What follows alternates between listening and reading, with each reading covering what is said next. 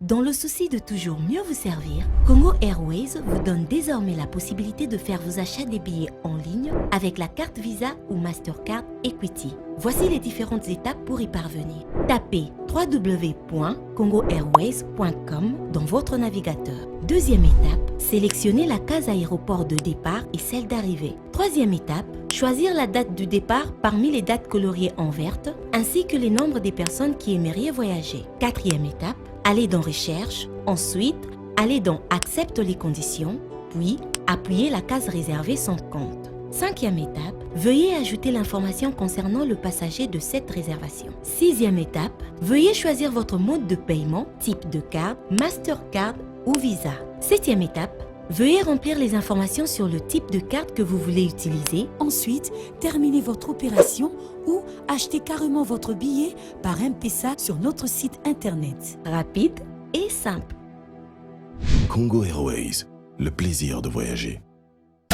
Ce magazine vous est offert par Congo Airways, le plaisir de voyager.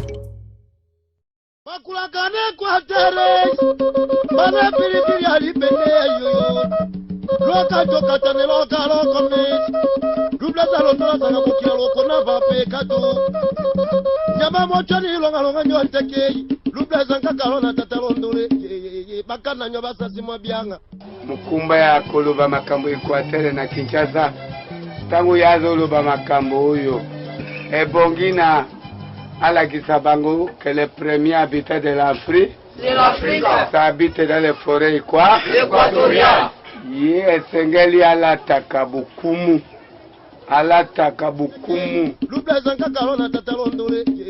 Merci Sidou Bangi Grain Équateur Boni yango yo noru Bangi Grain Équateur Boni nabino Équateur Mongala Sidou Bangi Chwapa nkomo apesi bino bambote belé pona koyebisa ke tozali wana pona koluka ntombo ama ya Grain Équateur. Oyebi félicitations au président de la République parce que ça comprenant que Grain Équateur ezali mboka ya acharnement. Soki moninga bomi mo mutomba na ye na ndako oya bomite likunya te.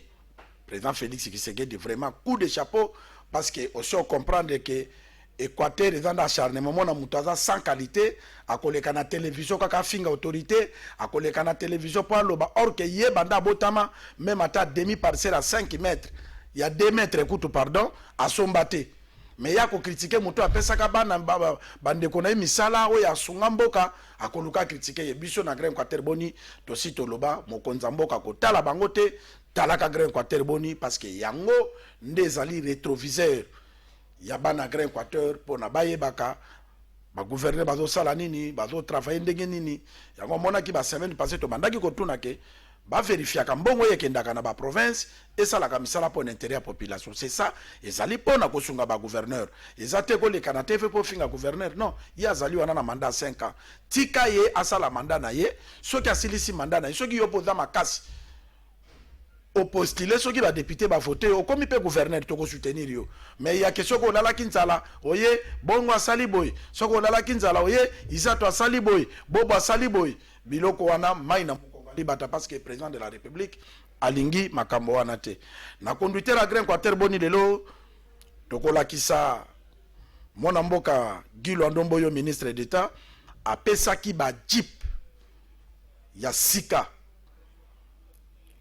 na ba service na ye bokolanda ngo lelo na Grain Équateur Boni bokolanda lisusu tourner ya reine de la Chwapa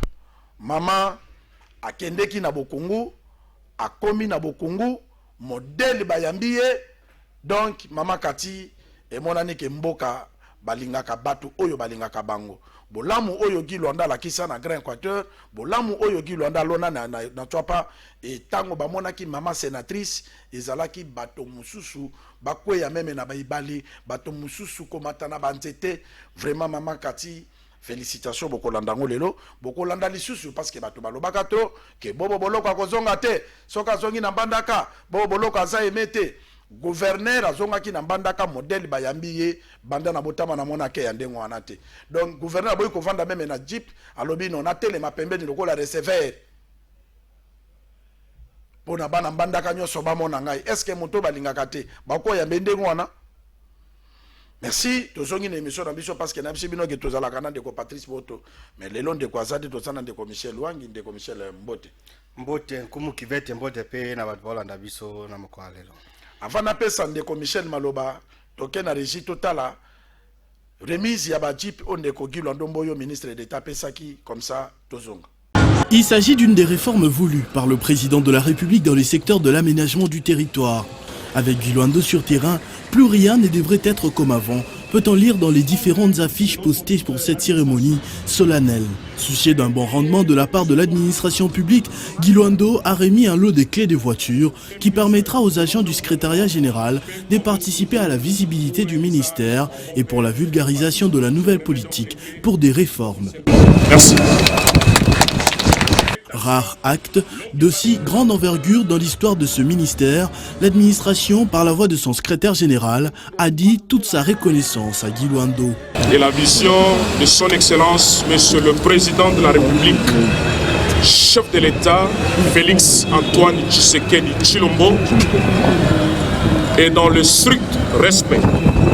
du leadership de notre Premier ministre, qui, chaque jour, ils sont plus que déterminés dans la matérialisation du programme du gouvernement et qui tient à ce que notre administration publique dans son ensemble soit modernisée et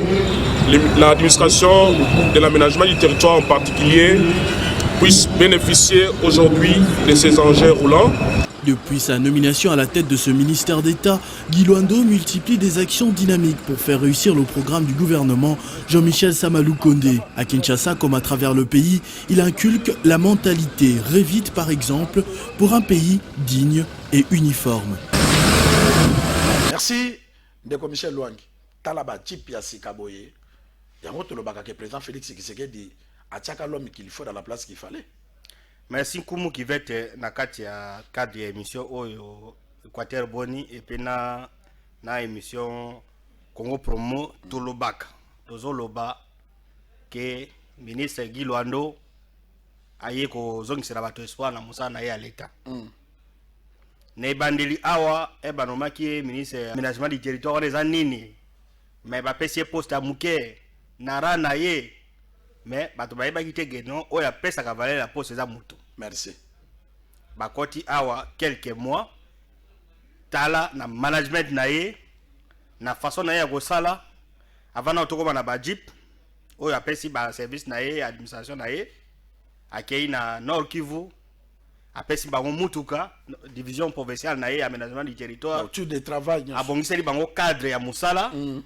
akei na Katanga la même chose na Kinshasa pe ka place wana apesi bango ba ordinateur apesi bango makambo ebele et tala ye ko pesa ba Jeep na cadre ya gouvernement 4x4 pona d'abord ministère aménagement du territoire bana programme na bango aménagement de territoire na façon ya ko décentraliser makambo na mboka et puis na programme na bango ya Revit tozongela ba territoire tozongela ba secteur ainsi de suite apesi ba service na. Moi je peux dire même que parmi depuis gouvernement yekoti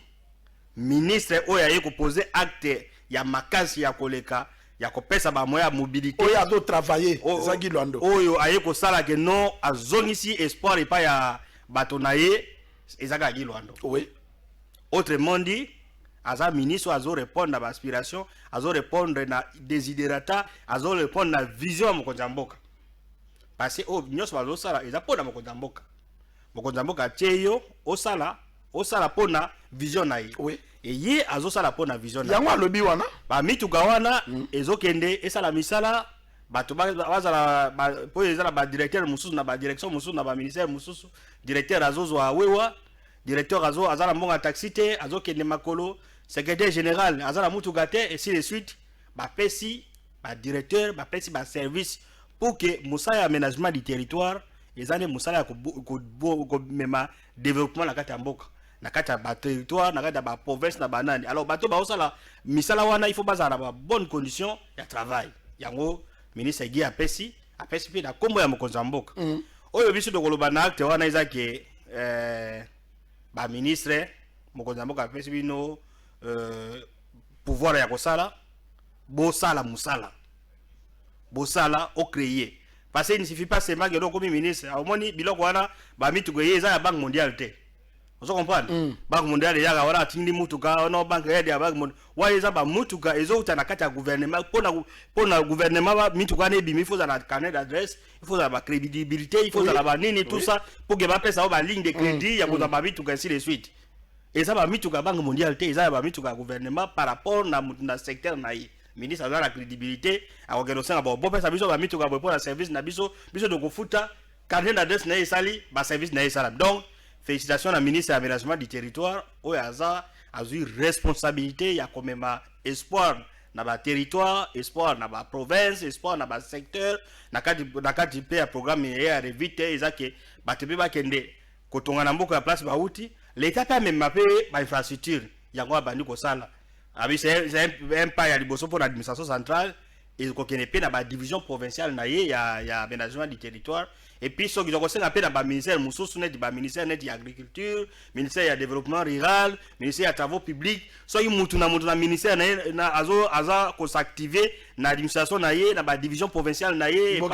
on dit que l'administration qui l'administration qui la Kinshasa te l'administration dans l'intérieur le ministre d'État azo kendaka na banini on a pour que compense valeur na l'administration. Donc félicitations à ministre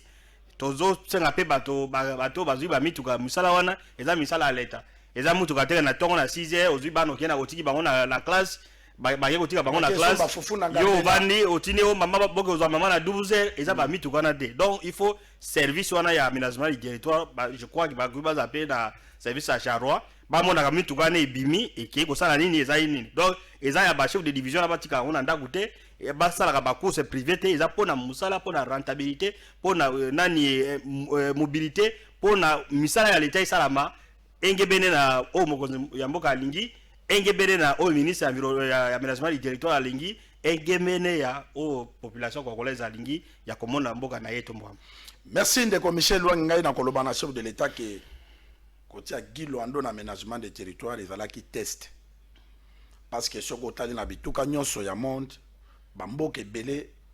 même biso bamongo balobaka mobali ya tembe mobali ya makasi nde basimbisaka embeli po akokata zamba bakolona bilanga population bakolia politique ebongi te ke mutafutela ka chambre salo tie ministre soka uzika ka copie ya bachipa boy esili ateka sombi bandako na barumbu kintsali ngwala na gombe mais tala Gilwando azawa na nyonso oyo eza ya l'état akopesa na l'état eza te ke batindi $100,000 Gilwando longoli 30,000 te akopesa 100,000 eyaki ya l'état po esala musala po un homme d'état tango komina eza na bato moso babima ba ministre na tio balongwa ba honorel azalaki lolendo azana mbongo azana boyema komi ministre fiasco asali eloko te pour dire que soki bapesi yo mokonza mboka apesi yo chance ya kokota na gouvernement Sama Lukonde ezali gouvernement ya kosepelisa population ya Félix Tshisekedi. Alors biloko mwana mboka Gilwando mboya azosala ezali biloko moko ya encourager yango biso na Grand Quartier Boni tolobi mwana mboka nzambe na bakoko babakiselo mikolo babakiselo mayele pona o continuer toujours kosala musala oyo ezo permettre biso tokende liboso ezo permettre RDC ekende toujours liboso. Ndeko Michel Lwangi avana pesa yo maloba tokozonga kuna epa ya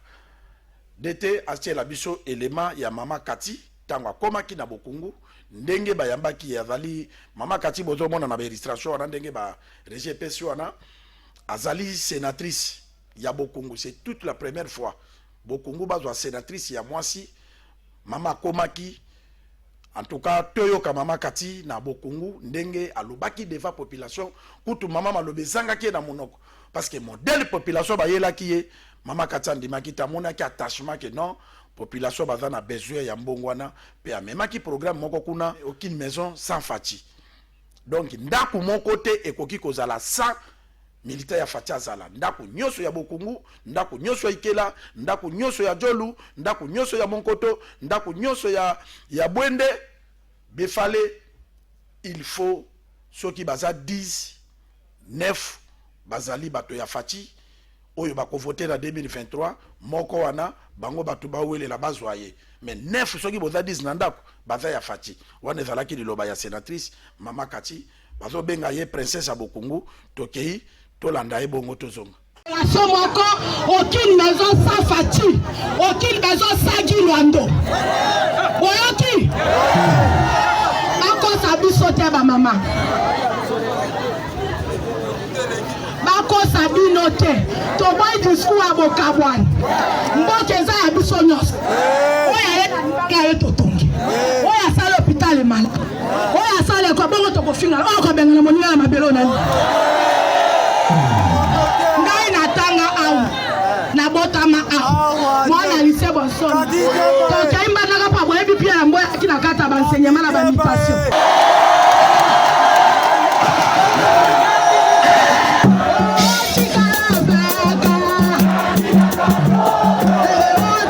merci beaucoup merci oyo eza bolingo bolakisi eza mpona mbongo te po toza nango te eza mpona makile eza koganga makilo ezepa na ngai ezale pa na biso makilo ezale pa moteko na bino Guilwando ezepa biso yango makilo motete emisio ata ozalaki okolamba te nakende report nake eza nde bankoko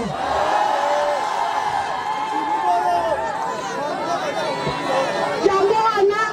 nakosolola awa oyo akoya na molimo akodivise tokobenga bekai bakoma ye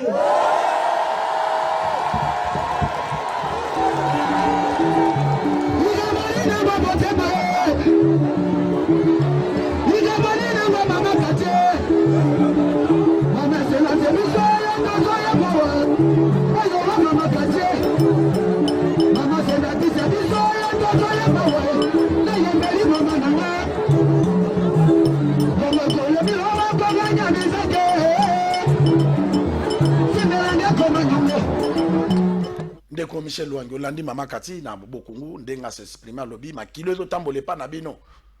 eza makilo to tambole pa na mama pesi histoire na ye il a kisi vraiment kazali véritablement na ya bokungu ba image aboye est-ce que population ba ko ya kapamba soki bolamo ezate. Merci Nkumu Kivete medo sa moi rectificatif moko aza sénatrice à bokungu te aza sénatrice à Chwapa. Merci. Ba sénateur baza elipo na province. Donc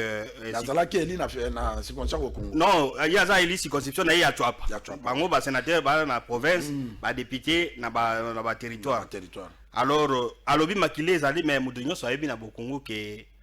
papa ya mama Katimboyo mwana coordonnateur Mboyo o coordonnateur ba école catholique na côté ya bokungu ikela akome pe na niveau ya Équateur na niveau national o ya tangisi bato ebele bato lelo bakomi ba professeur d'université bakomi ba fonctionnaire ya l'état tout ça ba mso abima ba député ba landa formation ya papa ya mama Kati Mboyo donc kombo na ye eza kombo eza respecter la Chwapa kombo wana ya mama Kati Mboyo eza respecter na Chwapa motinyo so Chwapa même ya muke na ya mukolo na bato bakoya sima bakopesaka valeur na famille wana kokenede bayambi ye oui d'abord azas ndengo lobi sénatrice ya Chwapa disons ya mwana ya bokungu awa na zone na mwana ya bokungu na bia azas sénatrice ya bokungu de mwana ya bokungu oui va comprendre mwana ya bokungu ya mwasi oya ye kokoma na ya député ou bien sénatrice mwana bokungu ya liboso akoma sénatrice ye mama Kati yango mona ki population ekendeki et ya miye message de population ya miye ka bon pona bongo te population ya miye par rapport na libota wana makambo bazosala aza princesse royaume bokungu il faut yeba mo libota wana makambo basala à travers papa coordonnateur Mboyo paix à son âme libota wana o basala à travers ministre Guilwando libota wana o ya sala à travers yebe mama Kati Mboyo donc kuna débat izate na niveau ya Chwapa mobimba na bokungu par rapport na libota wana pesi valeur na mboka yango bayambiye message etambo ya malonga ainsi de suite ça c'est de 1 de 2 observation na biso za ba sénateur ya Chwapa nde bazai même bazai na sénat to baneko yoka kaka sénateur Guilwando mais baza 4 sénateurs mo tolo balelo bakomi basi mibale mais ba sénateur mususu wana ya biso ya Chwapa musala bango ezala nini. C'est vrai, peut-être dans la émission de lister le premier ministre et tout ça, mais zonga ka be na circonscription na yote. En tout cas, na Ikela, il y a un sénateur originaire ya Ikela. Asa sénateur originaire ya Ikela, mais na ebité ni na ke ko sa na Ikela, même ata meeting ni mama ka ko sa. Et ça polémique c'est un constat ya journaliste ni journaliste oui. Constat ya ko sala.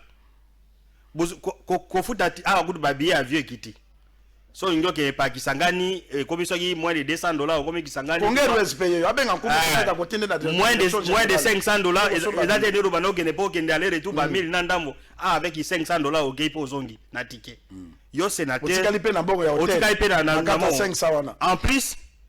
Assemblée nationale ou bien Sénat ba pesa kabino ba benga ba titre de voyage pour na vacances parlementaires l'État pesa ka ba député avec sa ba sénateur mbongo ya kokena na vacances parlementaires kene na mboka nayo oza na mboka na compte na yote mapesi yo billet même ya Kinshasa awa sénateur ya Kinshasa député ya Kinshasa l'État pesa ka ye équivalent ya voyage neti Lubumbashi aller retour na kolia na kolala mais oya biso ya chwapa bo musala ni bakenda ka kosala bozonga na base bango vacances bakenda ka Belgique bakenda ko Hollande en tout cas politique ya bongo ya kokenda Hollande Belgique eza na tina moko te zonga parce que okende ko représenter province ok ko représenter province eza neti équipe nationale yoti ko beta lobby awa tozi ba meilleur ba jouer na biso muso baze belé mais ba wana baza ba meilleur to sous-attend que baza ba meilleur na biso ba ke no défendre équipe nationale ils ont ndenge mona ba sénateur ils ne sont pas les plus intelligents ba ko ya ba champions non pas forcément mais bango baza ba meilleur bango ba meilleur ya biso mais pour sentir quand même que non ok même si vous avez un sénateur yo za journaliste honorable azoki mayo akanisi ok akopesa oso $10 akopesa oso osenga non tout na to kata yo ozana no awa qu'est-ce que tu as de faire pona betera la population na mais azokima so azokima journaliste azokima pe bato nyos oui sénateur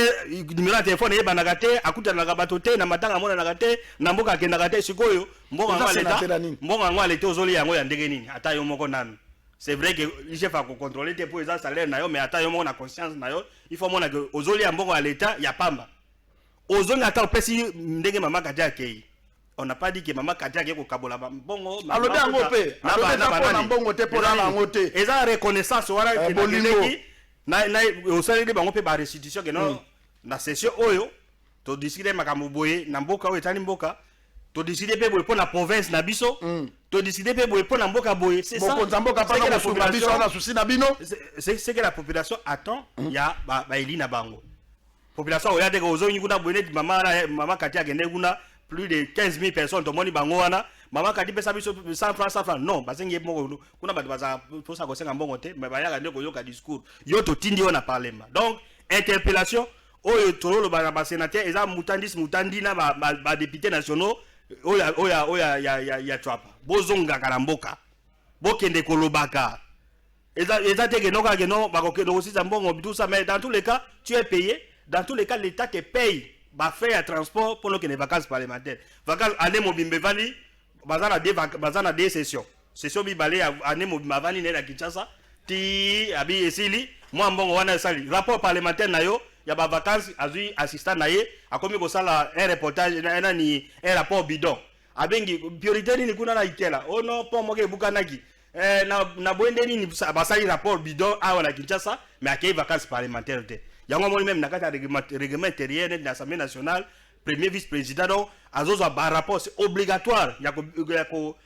ko tala ba rapport parce que ba rapport parlementaire na bangwana et ko aider Assemblée nationale et ko aider Sénat et ça la ba recommandation net na moment oyo il y a des commissions ba ministre bazo na ba commission alors ce qui Assemblée nationale attaque ba recommandation wana bino député akendeki na mboka boye a constaté que trou ezali nani baki ezate a constaté boye mais gouvernement par rapport à nini wana yo osala rapport parlementaire te OK na vacances parlementaires te parce la go ba rapport bidon na ba assistant na yo sikoyo importance no ezandegeni donc c'est une interpellation na ba sénateur na biso baza lelo minei moko yoyo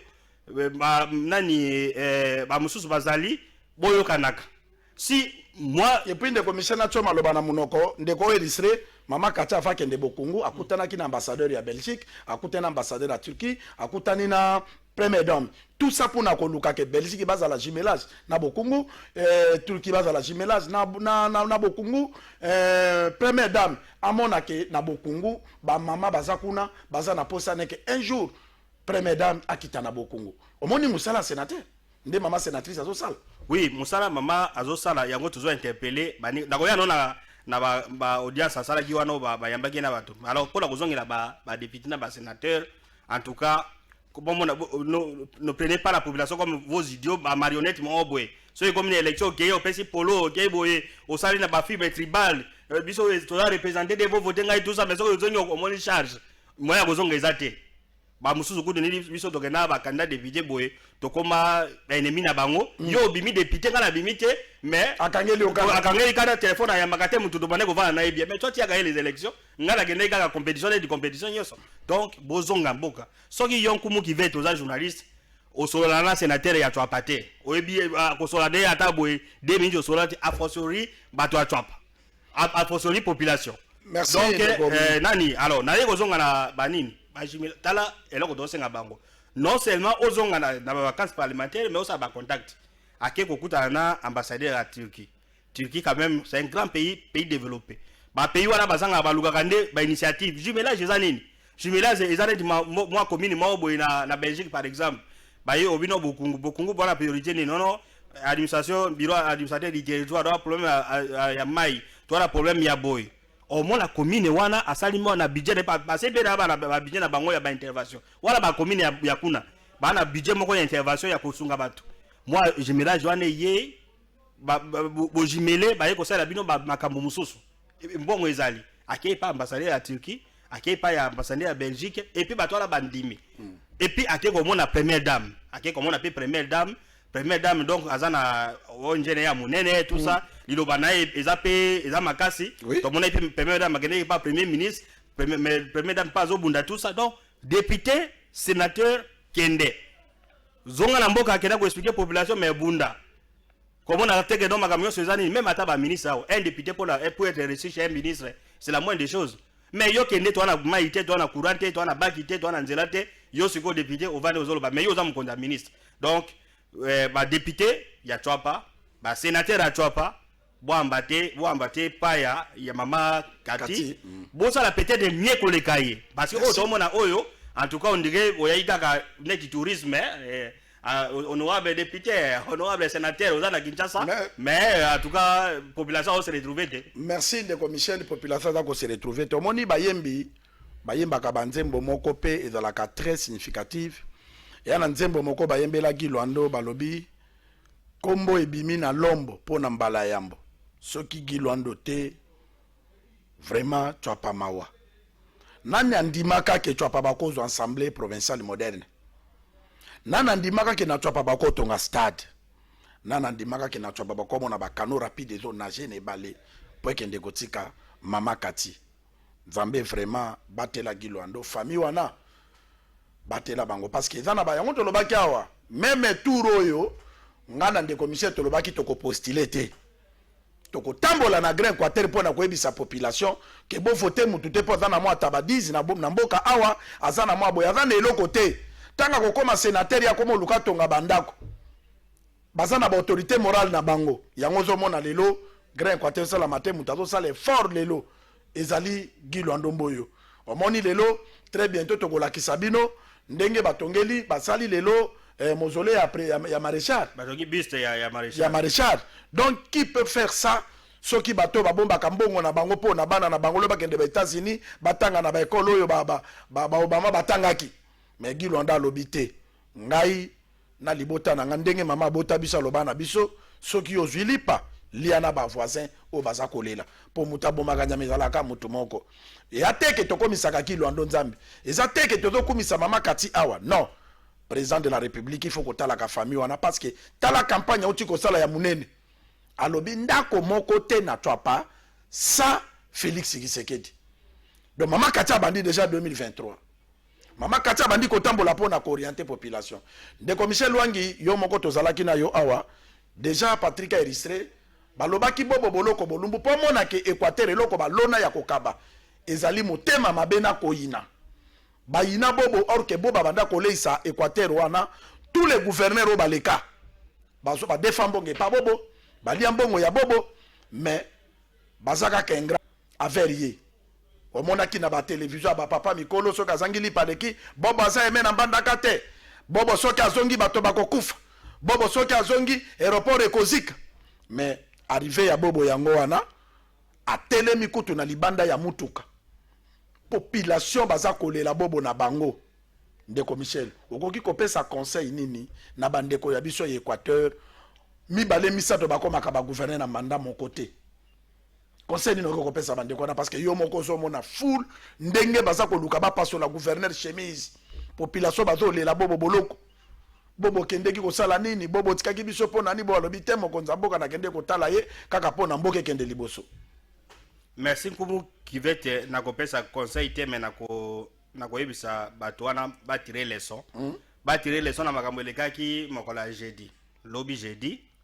Ministre intérieur abimisi liste ya ba province au baza concerner l'élection ba gouverneur 14.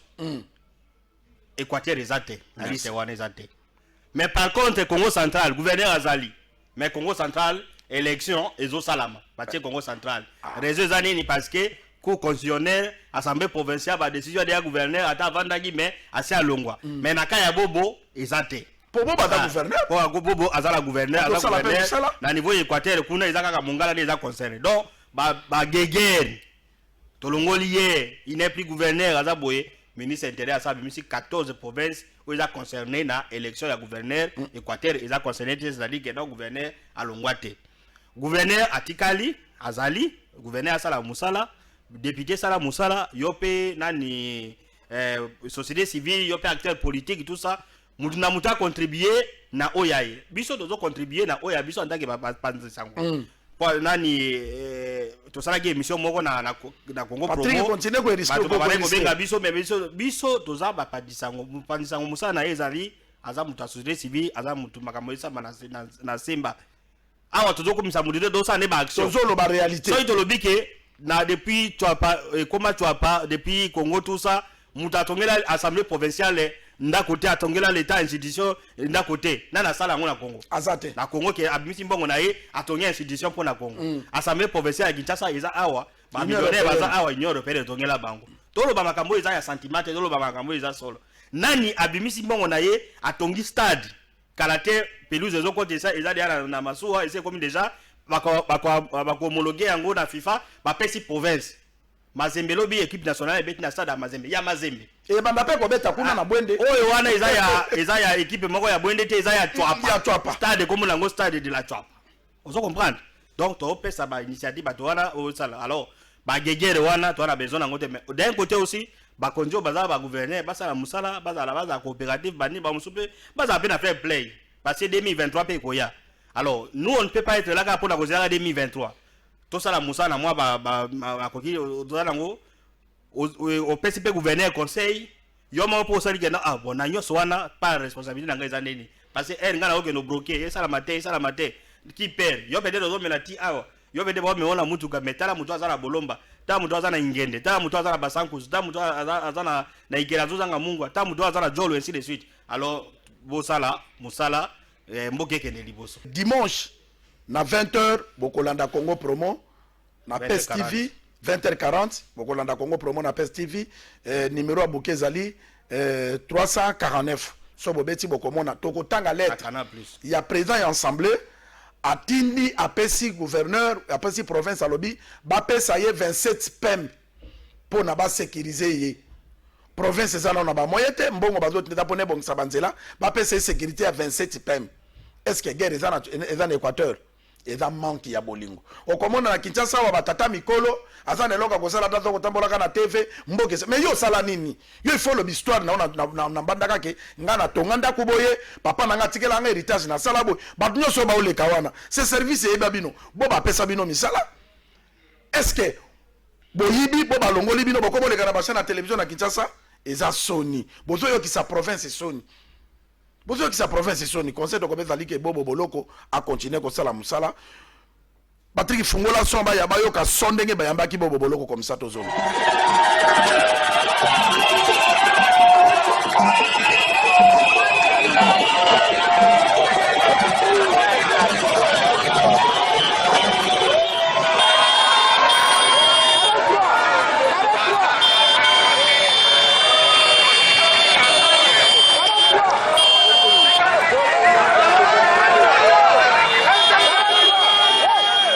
Merci Patrick. Ban Équateur, bo kangama na bobo boloko, ndenge loleme kangama na mino. Ndeko Michel Lwangi, 2 secondes pour na tokita. Merci na bato bazo landa biso, bazo pesa biso confiance. toza awa na Équateur boni tokomi pe na PSTV na Congo Promo olobayi toza na Canal Plus 349 okolanda biso na 20h40 makambo tolobayi awa na otolobite dimanche oyo na 20h40 tia TNT ou bien na Canal Plus 349 ezaka gabiso kaka na Congo Promo tokoloba en lo à l'âge et sangona biso za ko servir bino ko pesa bino ba information oyo eza na parti prité biso to pesa parti prité toloba avec autorité parce que makambo toloba toyebitina nango toyebitina nango bato balandaki elema ya mama Kati bolandi muke kuna bokolanda ngo ya mulai na Canal Plus et boyebisaka bato ke tozalaka na bolingo ya mboka okomona un américain soko pasoli drapeau na ye azana ye ministre te azana ye policier te mais akokanga yo parce que saboter mboka ba congolais tolinga mboka na biso parce que tozana mboka mosusu te soki biso tolingi Congo pe kokende liboso nkumu azali bale o bakanga maboke te bye. Dans le souci de toujours mieux vous servir, Congo Airways vous donne désormais la possibilité de faire vos achats des billets en ligne avec la carte Visa ou Mastercard Equity. Voici les différentes étapes pour y parvenir. Tapez www.congoairways.com dans votre navigateur. Deuxième étape, sélectionnez la case aéroport de départ et celle d'arrivée. Troisième étape, choisir la date du départ parmi les dates coloriées en verte ainsi que les nombres des personnes qui aimeraient voyager. Quatrième étape, allez dans Recherche, ensuite, allez dans Accepte les conditions, puis appuyez la case réservée sans compte. Cinquième étape, veuillez ajouter l'information concernant le passager de cette réservation. Sixième étape, veuillez choisir votre mode de paiement, type de carte, Mastercard ou Visa. Septième étape, veuillez remplir les informations sur le type de carte que vous voulez utiliser. Ensuite, terminez votre opération ou achetez carrément votre billet par M-Pesa sur notre site internet. Rapide et simple. Congo Airways, le plaisir de voyager. Ce magazine vous est offert par Congo Airways, le plaisir de voyager.